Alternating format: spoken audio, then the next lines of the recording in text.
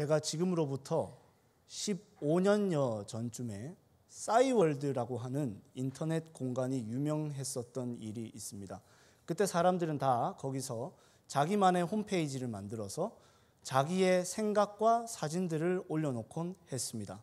그러니까 이 싸이월드라는 인터넷 공간 안에 15년 전부터 약 10년 전까지의 과거에 내가 썼던 글과 사진들이 다 올라가 있는 것이죠. 근데 얼마 전에 제가 이 싸이월드가 폐쇄될 수도 있다는 소식을 듣고 옛 추억을 한번 되새기기 위해서 들어가 봤습니다. 들어가 보니까 15년 전에 제가 철없이 써놨었던 많은 글들, 제 아내가 위에 있긴 한데 제가 그 당시에 좋아했던 짝사랑했던 여자를 향한 아주 상징적인 심오한 글들부터 제가 나름대로 멋있게 찍어놨었던 사진들이 있었어요. 그거를 제가 교역자실에서 몰래 봤었는데요. 보면서 계속 옆에 사람들이 보는지 안 보는지를 두리번거리게 됐습니다. 손발이 오그라드는 것이죠. 사람들은 이런 자신의 부끄러운 과거를 두고 흑역사라고 부릅니다. 그리고 우리는 이 흑역사, 부끄러운 과거의 단면을 보기를 싫어합니다. 그리고 가능하면 아무도 몰랐으면 합니다. 그런데 성경을 여러분 보시면 인간의 흑역사가 있는 그대로 둘추어져 있는 것을 알 수가 있습니다. 성경은 평온한 의인들의 경건일지가 아니라 질퍽거리는 땅바닥의 지렁이 같은 평범한 사람들, 연약한 사람들, 죄인들의 방황일지라는 것을 알 수가 있습니다. 성경이 계속해서 흔들립니다. 당대 유일한 의인이라고 칭하여졌던 노아가 방주에서 나온 뒤에 포도주에 취해서 벌거벗고 있습니다. 믿음의 조상 아브라함이라고 하는 사람이 자신의 아내를 자신의 목숨 구하기 위하여 아내가 아니라고 속이고 다른 남자들에게 넘겨줍니다. 그리고 오늘 말씀에서 봤었던 것처럼 다윗은 침을 질질 흘리면서 미친 척을 하고 있습니다. 그러나 우리는 이 사람들을 사랑합니다.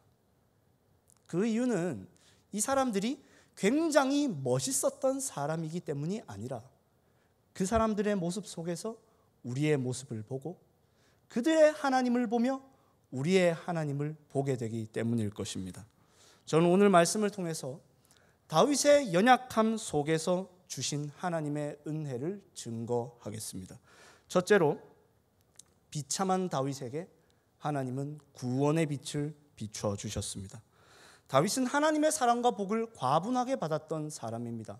그는 베들레헴이라고 하는 당시에는 유명하지 않았던 농촌과 같은 작은 마을에 사는 이새라고 하는 사람의 8번째 무관심한 막내 아들로 태어났습니다. 그래서 이새라는 아버지는 다윗을 끝까지 무시했습니다. 그러나 하나님은 사울 왕을 버리실 때 이렇게 이야기를 하십니다. 내가 이새의 아들 중에서 왕을 보았다. 하나님의 눈에는 이미 다윗이 왕이었습니다. 하나님은 이미 다윗을 보고 계셨어요. 그리고 선지자 사무엘이 여호와의 이름으로 다윗의 머리에 기름을 부을 때 여호와의 영, 성령이 그에게 충만하게 임했었다라고 성경이 말합니다. 이후에 나타난 다윗의 모습은 정말 멋집니다.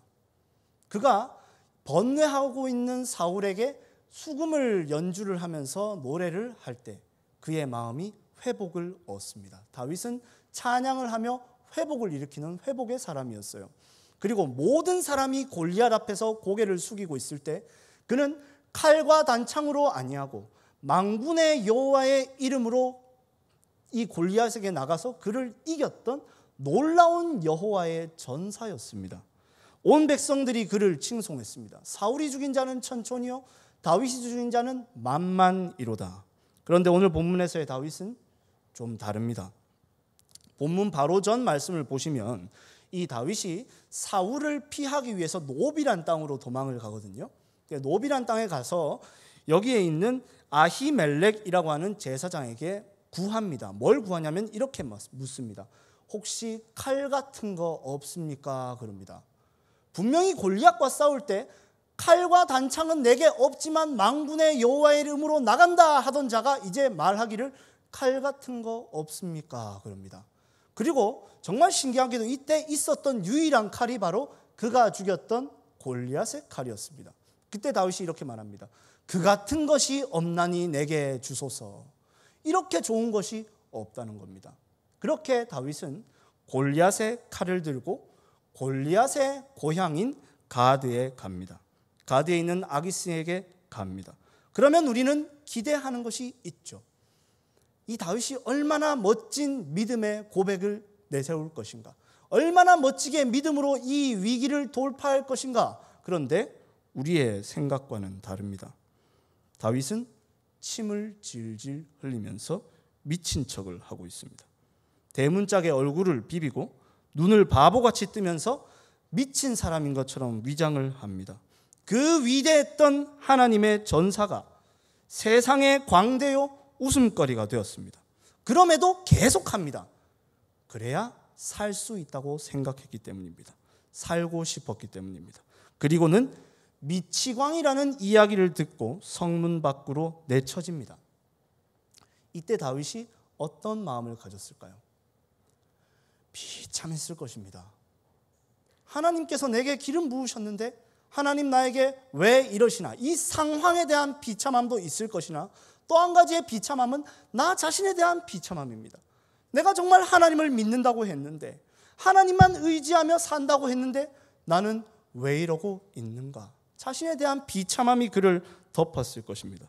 그런데 이 일을 겪은 후에 다윗이 지은 시를 보면 완전히 내용이 다릅니다. 시편 34편인데요.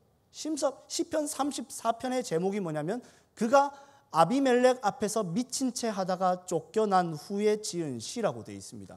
제가 몇 구절만 준비를 해놨는데 우리 한번 읽어보도록 하겠습니다. 시편 34편 1절에서 3절 말씀을 우리 천천히 같이 읽어보도록 하겠습니다. 시작. 내가 여호와를 항상 송축하며 내 입술로 항상 주를 찬양하리이다. 내 영혼이 여호와를 자랑하리니 곤고한 자들이 이를 듣고 기뻐하리로다. 나와 함께 여호와를 광대하시다 하며 함께 그의 이름을 높이세. 미친 척을 하다가 쫓겨난 다윗이 말하기를, 여러분 하나님을 찬양합시다 라고 이야기를 하고 있습니다. 여러분 하나님의 이름을 함께 찬양합시다 라고 이야기를 하고 있습니다. 한 구절만 더 보겠습니다. 6절부터 8절 말씀입니다. 띄워주시기 바랍니다. 같이 읽어보겠습니다. 시작. 이 공고한 자가 부르짖음에 여호와께서 들으시고 그의 모든 환난에서 구원하셨도다. 여호와의 천사가 주를 경외하는 자를 둘러 진치고 그들을 건지시는도다. 너희는 여호와의 선하심을 맛보아 알지어다. 그에게 피하는 자는 복이 있도다. 아멘. 모순적이게도 너무나도 이상하게도 다윗은 자신의 비참함을 경험한 그 자리에서 하나님의 구원을 경험합니다. 그는 하나님의 인자하심을 맛봅니다. 다윗은 비참함을 통과하여 하나님의 구원의 빛을 봅니다. 아주 명확한 진리를 깨닫게 되는 것이죠. 나는 원래 여호와의 영이 도와주지 않으면 세상 앞에 연약한 자로 미치광이처럼 볼 수밖에 없는 연약한 인생이다. 그리고 내가 누군가의 병을 치유해 줄 수 있었던 치유자가 될 수 있었던 것은, 내가 믿음으로 나아가 골리앗과 같은 대적을 이길 수 있었던 것은 오직 성령의 은혜로 이끌어 주셨기 때문에 할 수 있었던 것이구나. 그리고 그보다 훨씬 더 명확한 진리는, 그 누구도 빼앗을 수 없는 확신은 살아남아 보겠다고, 내 목숨 한번 부지해 보겠다고 미치광이처럼 침을 질질 흘리고 눈을 바보같이 뜨고 문짝에 얼굴을 비비던 나를, 그런 비참한 나를 주님이 버리지 않으셨다는 것입니다. 주님은 나와 같은 비참한 자의 하나님도 되시는구나 깨닫게 된 것입니다. 알게 되는 것입니다. 하나님이 다윗에게 기름을 부으셨다는 것은 그를 위대한 왕이 되게 하시겠다는 것이 아니라 그의 앞으로의 삶이 아무 문제 없이 떵떵거리게 살게 해주시겠다는 것이 아니라 어떤 상황에 있을지라도 나는 너를 사랑하겠노라고, 너는 나의 것이라고 주님이 선언하시는 주님의 결심의 표징이구나 라는 사실을 깨닫게 됐던 것입니다.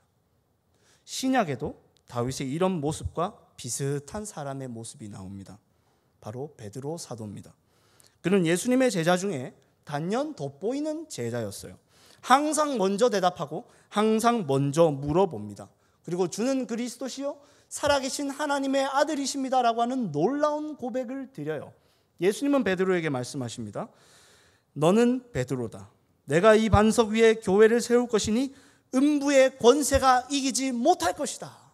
얼마나 감격스럽습니까? 그랬던 베드로가 사람들 사이에 둘러싸여서 따귀를 맞고 침뱉음을 당하고 있는 예수님을 보면서 곁눈질로 보면서 불을 쬐고 있습니다. 불을 쬐고 있어요.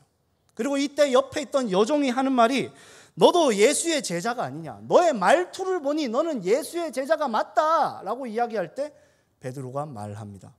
말투를 바꿔서 말합니다. 제가요? 되지도 않는 서울말을 쓰면서 하는 것입니다. 아닌데요?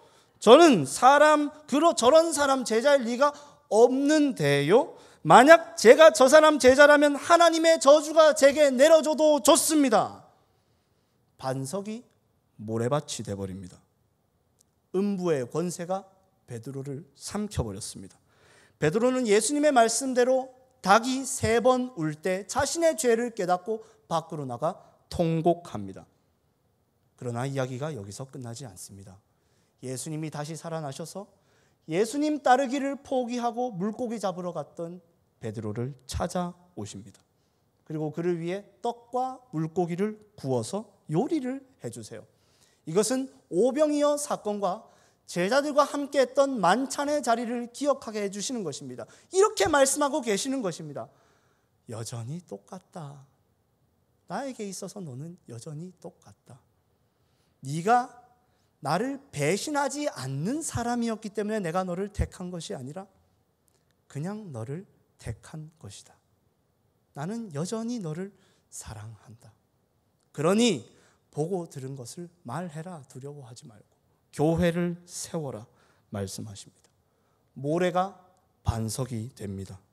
음부의 입에 삼켜졌던 베드로가 예수님의 손에 붙잡혀 끌어올려집니다. 사랑하는 성도 여러분, 우리는 이 다윗과 이 베드로 사도와 아주 비슷한 한 사람을 알고 있어요. 우리가 아주 잘 아는 사람이에요. 바로 우리 자신입니다.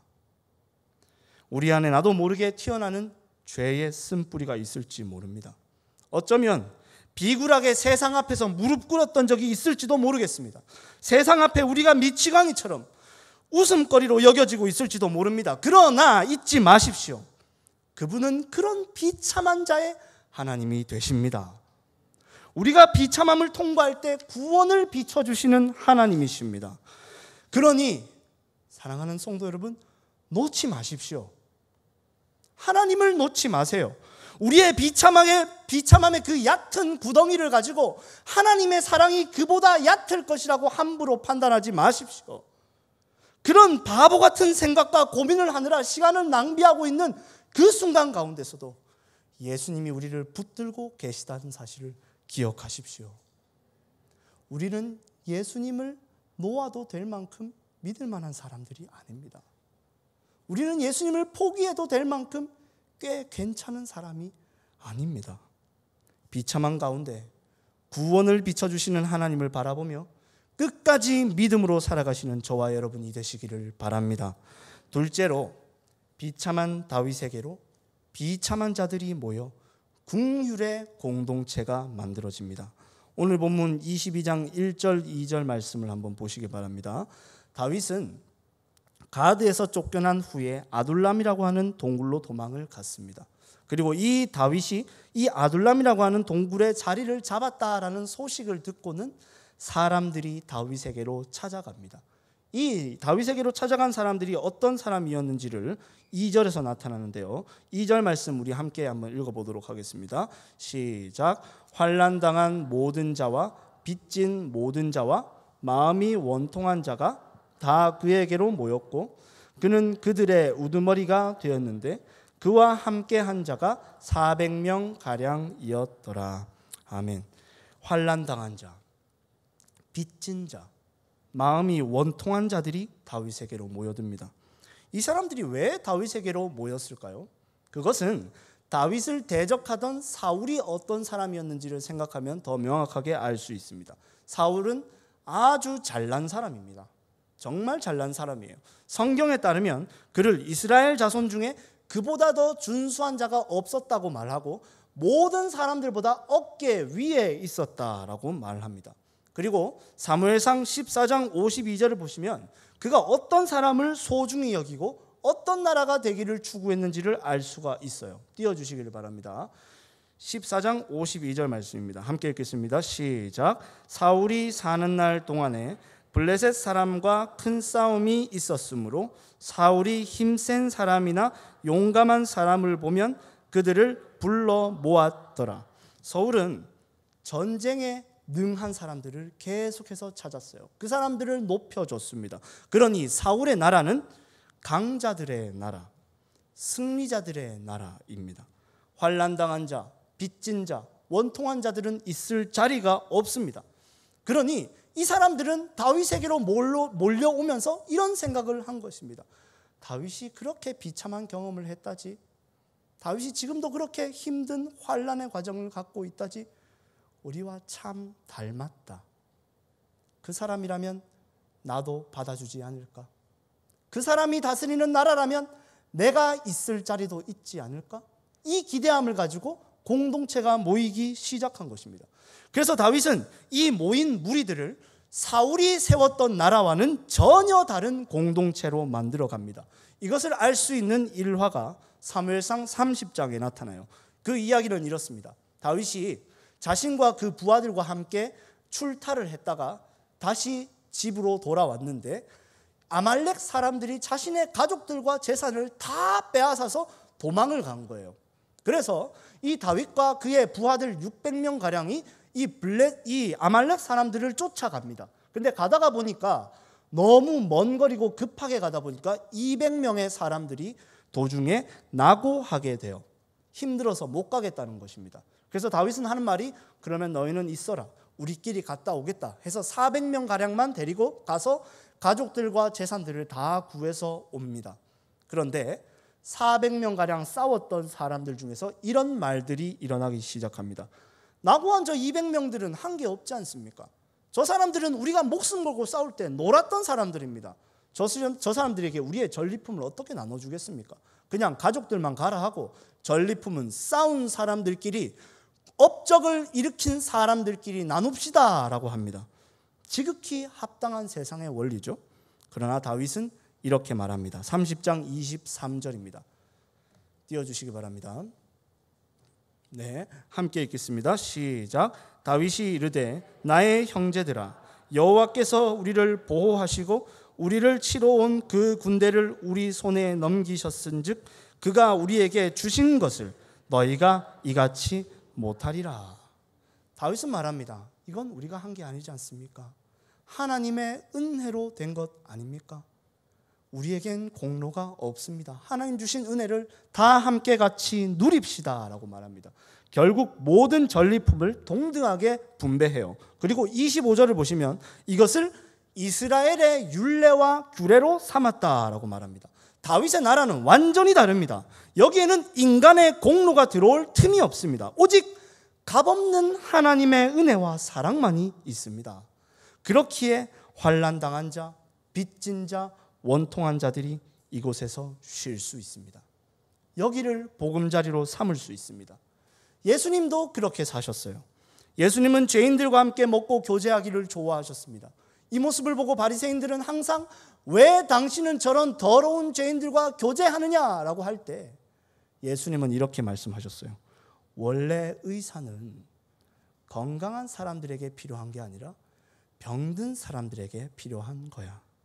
그렇게 교회 공동체의 정체성이 정의 내려집니다. 교회는 예수님을 필요로 하는 병자들의 모임입니다. 바울 사도는 우리의 처음 자리를 고린도전서 1장 28절 29절에서 아주 잘 설명해 줬습니다.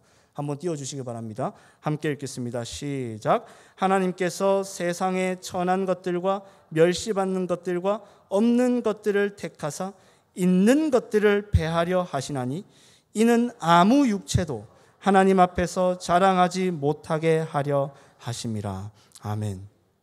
우리의 처음 자리를 절대 잊어서는 안 됩니다. 우리는 전했습니다.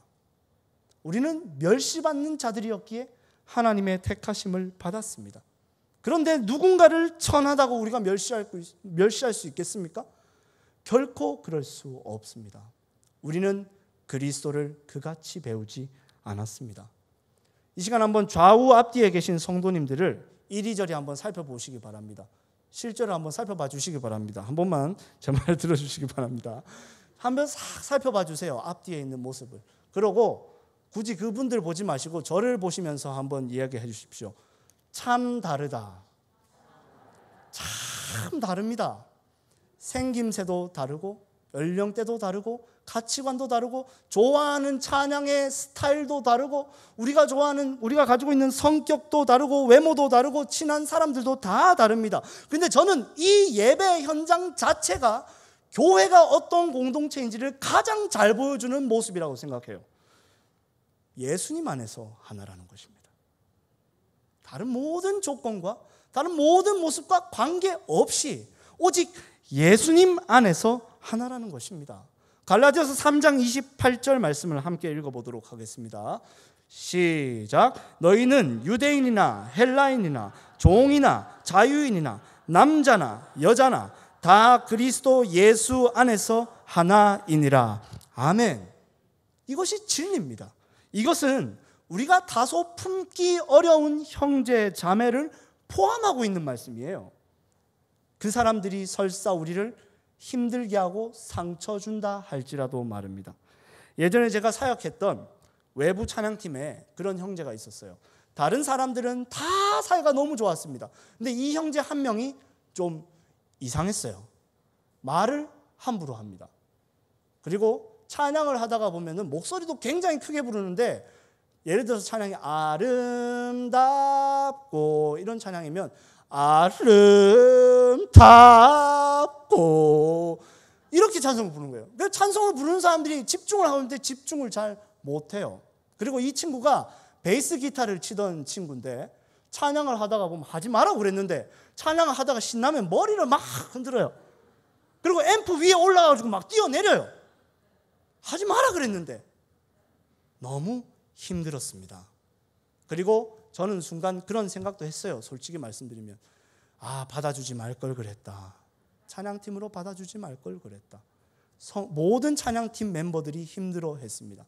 그러나 우리는 이 형제를 통해서 아주 큰 유익을 얻었어요.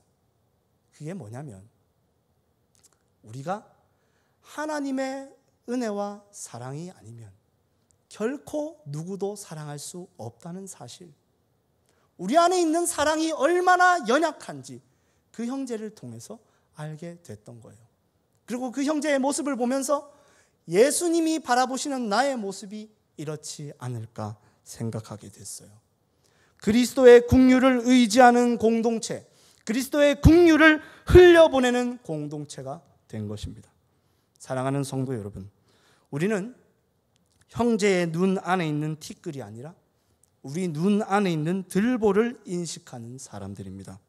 또한 우리는 드러난 형제의 연약함을 통해 감춰져 있었던 우리의 죄악을 깨닫고 아파하는 사람들입니다. 그리하여 우리 모두가 다 하나의 결론을 얻습니다. 우리는 예수님이 필요합니다.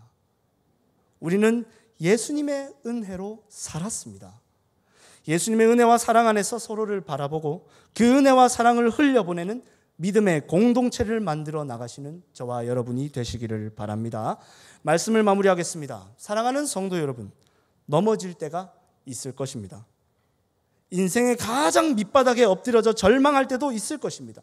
어쩌면 지금도 미친 채 했던 다윗처럼, 예수님을 모른 채 했던 베드로처럼 방황일지가 계속 기록되고 있을지도 모릅니다. 그러나 소망하십시오. 다윗과 베드로의 이 부끄러웠던 방황일지는 훗날 하나님의 은혜와 사랑이 얼마나 큰지를 보여주는 구원의 이야기로 끝이 났습니다.